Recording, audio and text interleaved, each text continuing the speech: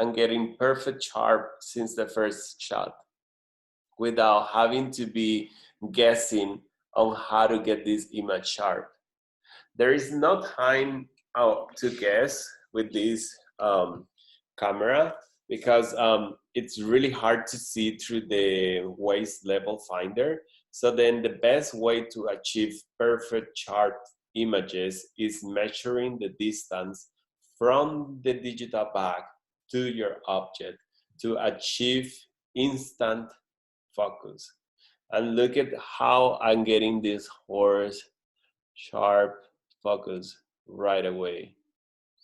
And then you can play with the different variables that you have available. By example, if you want to gain a little bit more of the background luminosity, so then you can open your speed shutter a little bit more, so then you can get a little bit more of that background. And I will show you all that in a sec. See how much. Does the object have to be 3 feet from the camera to be in the best focus? Yes, I mean, by example, if you're doing a bigger composition, you may have the chance to get it 4 feet or 6 feet, but in this case, the minimum distance that the 80 millimeter Carl Zeiss lens allows me to photograph is 3 feet. And I'll show you in a second how you know that. So I just want you to really understand the concept of like measuring the focus from your lenses. And you cannot only do this with this type of lenses, you can do this with any manual lenses that you have, as long as you have your camera on a tripod. So let me stop share this this image, and I'll get the camera out of the tripod so I can show you now closer how this camera works. Okay, so I have here the camera that I'm talking to you, and the SIM cord first, to go back, rewinding what we were just talking.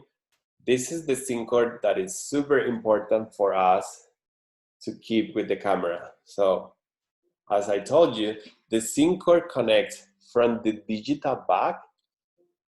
Let me get this as clear as possible. From the digital bag in the back part of the digital bag where we have the connectors to put our SIM cord or to put our CF card. Right there is a small jack where you can connect the SIM cord. And the other place where we are connecting this cord is on the lens. As you can see, the lens has this small jack where you can click the SIM cord on it, and then you press on the lens, and that's how you get to connect from the lens to the digital bag. Remember, this is a mechanical camera. It has no electricity or battery on it. So then what we do is through this SIM cord, we're giving electricity to the camera from the digital bag. So what are the components of this camera? Let me take it apart so you all can see it. So we have the SIM cord. And let me check if anyone has any questions. Okay, good. No one has questions. If you have questions, since I'm doing this on the go, just talk to me and interrupt me, and then I'll stop. So we have the SIM cord. As you can see, this is not the regular SIM cord that we put in the big ones. This is smaller. That's what is so exclusive. And it's actually like $60 or $100. It's not cheap. And then we have the lens. You remove the lens as you normally remove any other lens, pressing on the front button.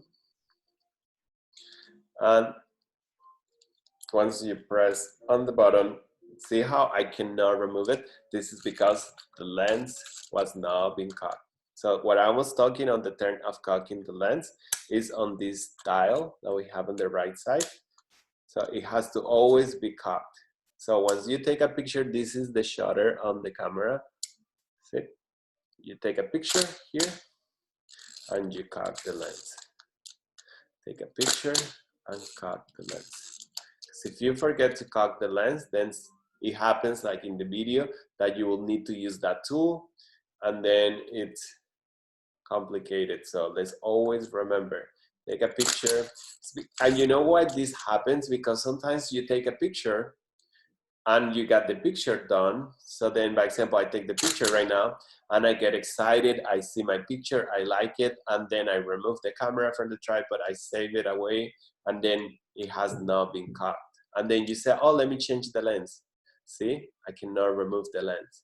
So then what are we missing? Cocking the lens. So you have two choices to cock. You can keep it normal, or you can open this to rewind it. That way you can do it.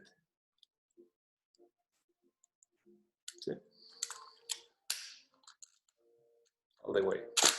And then now, since we have cocked the lens, we're able to remove the lens out of the body. So we have the lens and the sag thing that we were talking on the video on how this needs, it's like a screwdriver, it has to be parallel. So I have a tool here that will allow me to uncock the lens if I forget. So I will include this in the kit for when I come up with a plan on how am I gonna distribute the equipment.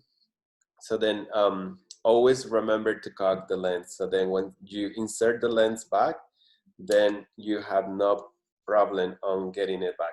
How do you insert the lens? See, it works like any other camera. See that red arrow on the lens?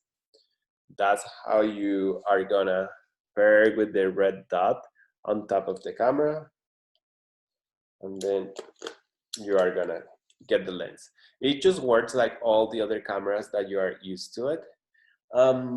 Wu is asking with face back can work with the 500 cm. So this is the only digital back that works right now for us. And it's not that we cannot have any other digital bags, it's that this bag has a specific mount that fits perfect on the 501 cm. So this is the only digital bag that we have that fits perfect on this body. So it's the IQ1 50 megapixels. And then to remove the bag, remember the danger button. You unlock it, and then you remove the digital bag. It has a really good characteristic that you can shoot horizontal or vertical. So if you want to go vertical, then you just have to remove the back and see how it has these two alignments parts. They will fit right in here. So then we are gonna now put it vertical and then lock the camera. So then now you can shoot a portrait or a very tall building or a very tall tree that you want to exaggerate the perspective of the tree. So you have that choice to do it with this camera, which is very unique.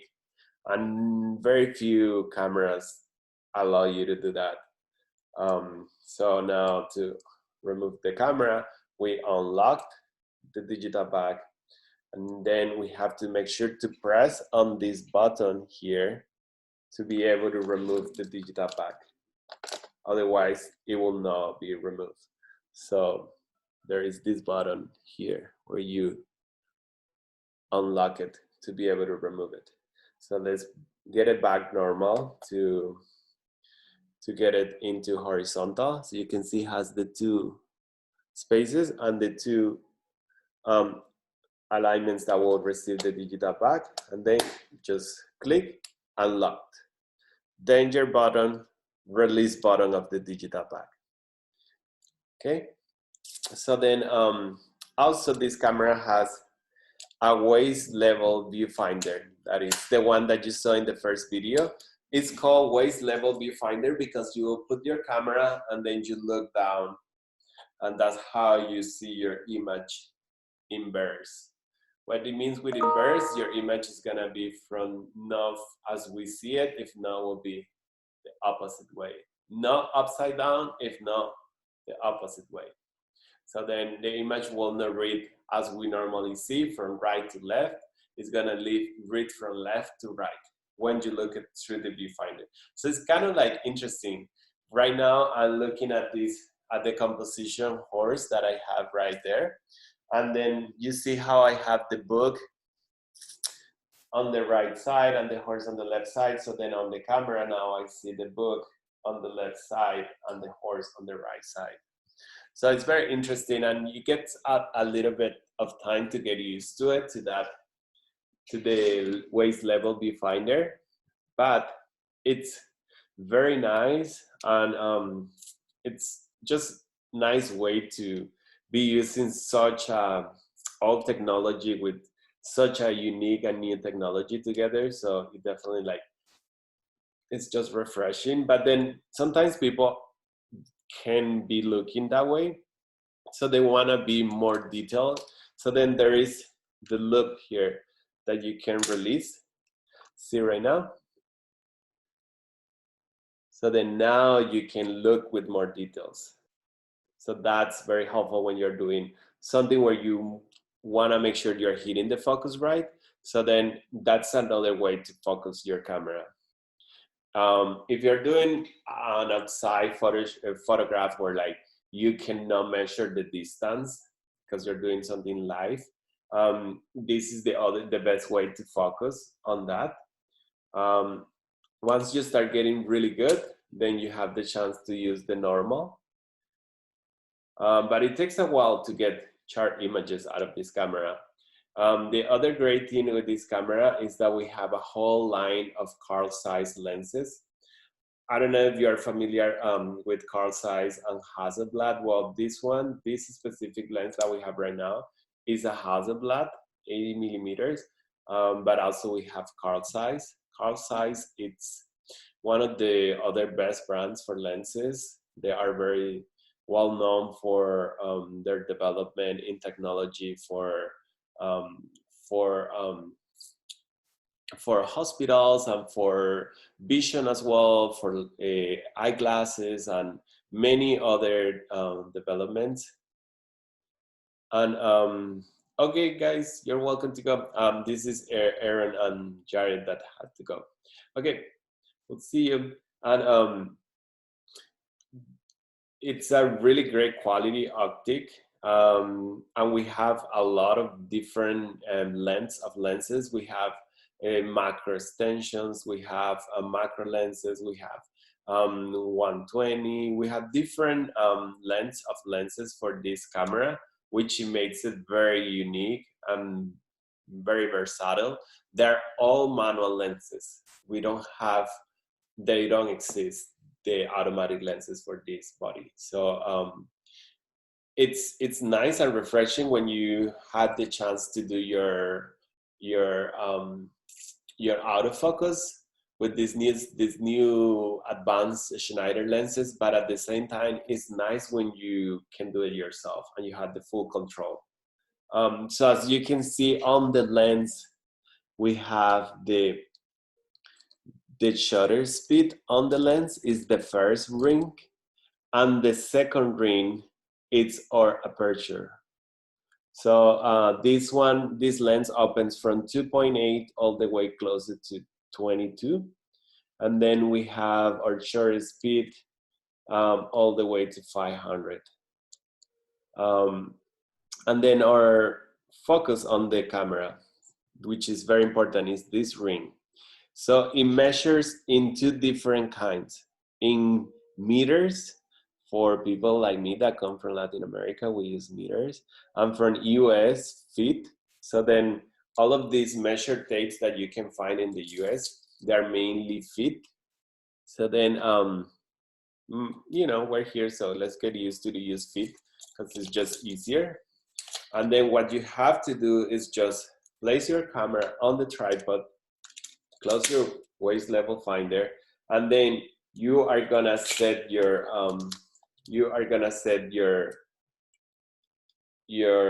measure tape from here. See how we are right at the edge